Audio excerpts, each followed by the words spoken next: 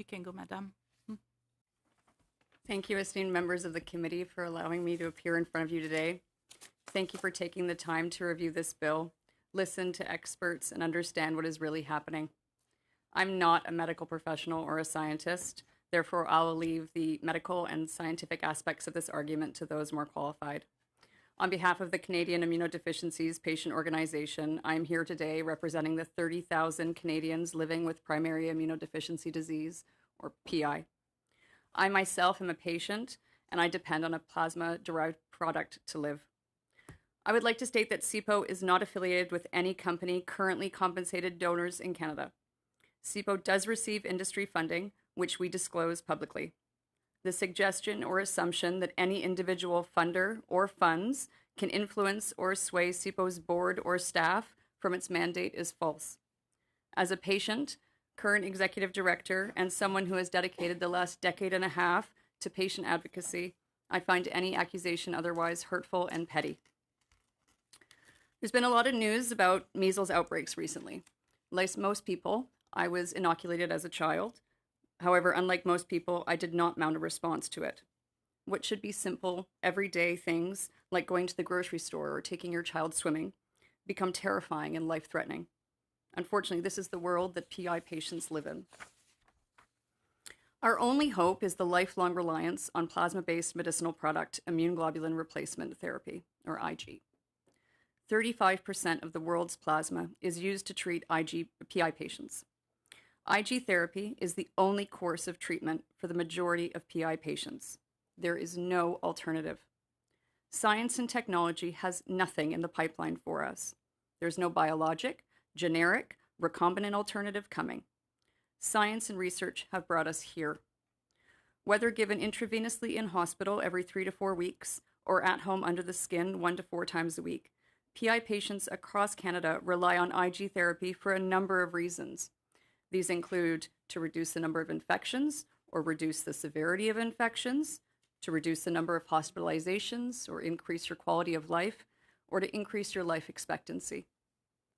Currently, Canada, through Canadian Blood Services, only collects enough plasma to supply 14% of our needs.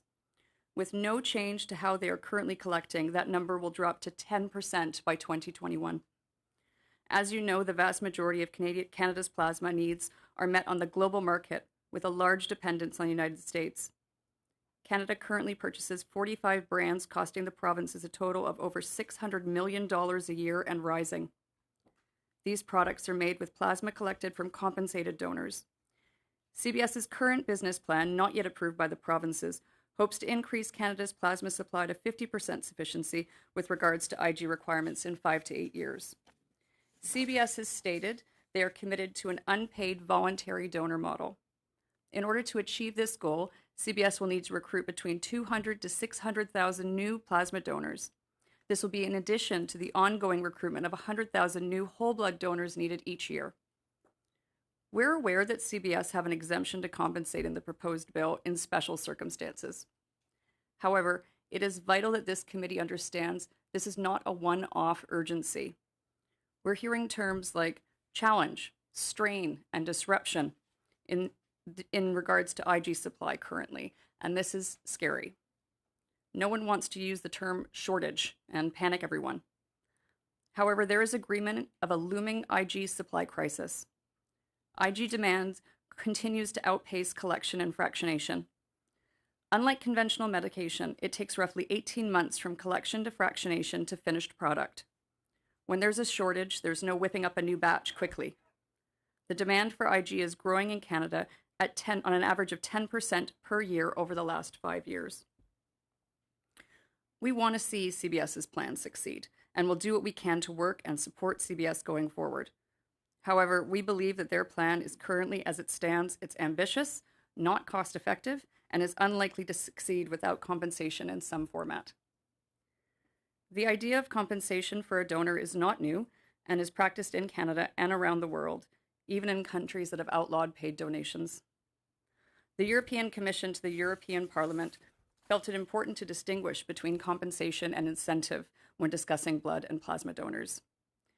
In this somewhat arbitrary and unclear distinction, More than half the EU member states compensate donors in the form of time off work and reimbursement for travel costs. While the amount varies by country between 25 to 40 euro, as does the time between half a day to 2 full days, the principle of compensation remains the same. Another popular form of compensation among 24 EU member states is a small thank you gift for their donation. Ranging in price between 1 and 10 euro, gifts can include movie tickets, festival passes, free events, t-shirts, mugs, towels, meal vouchers, and museum passes. One country also reported a small tax deduction equal to 10 euro per donation up to 50 euro per year. As Canadians, we like to pride ourselves on our altruistic giving. In reality, only roughly 3% of the adult population are blood donors. The truth is, when we in Canada hear the term paid plasma, an image is immediately conjured of an American way of conducting things where cash is handed over for blood. This could not be further from the truth. Similar to the EU model, donors are compensated for their time. Donors are most often given reimbursement on specialty debit cards or rewards cards between $20 and $50.